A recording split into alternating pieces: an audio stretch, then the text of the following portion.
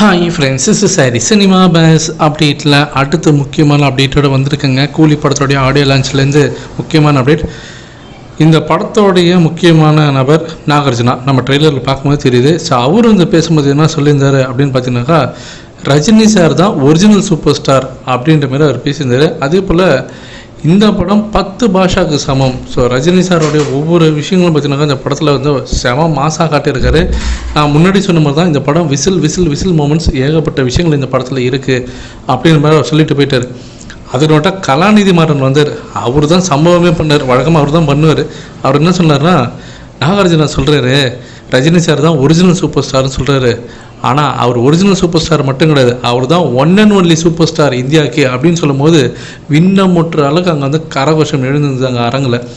அதே போல் Rajini sir call பண்ணார்னா இந்தியாவில் இருக்க எந்த சிஎம்மும் உடனே ஃபோனை பிக் பண்ணுவாங்க.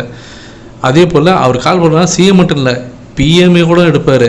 அந்த மாதிரி ஒரு விஷயத்த ரஜினி சார் அப்படிப்பட்ட ஒரு மனிதர் அவர். அதே போல் ரியல் லைஃப்லேயே அவர் சூப்பர் ஸ்டார்.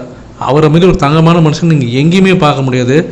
50வது வருஷம் அவருடைய திரைத்துறையில் இந்த வருஷம் அதை சிறப்பாக தரமாக நம்ம கொண்டாடுவோம். கண்டிப்பாக இந்த 50 வருஷத்தில் எவ்வளோ பேர் வந்திருப்பாங்க, எவ்வளோ பேர் போயிருப்பாங்க சினிமா இண்டஸ்ட்ரியில். ஆனால் 50 வருஷமாக நிலச்சி இன்றைக்கும் ஹீரோவாக இன்றைக்கும் ஒரு சூப்பர் ஸ்டாராக இருக்கிறாருன்னா அது ரஜினி சார் மட்டும்தான். ஜெயிலரில் ரஜினி சார் ரெக்கார்டு மேக்கராக இருந்தார், கூலியில் ரெக்கார்ட் பிரேக்கராக இருப்பார். அது ஜெயிலருடைய ரெக்கார்டை அவர் உடைப்பார் அப்படின்ற மாதிரி சொல்லியிருக்காரு. ஸோ வெயிட் பண்ணி பார்ப்போம் ஃப்ரெண்ட்ஸ்.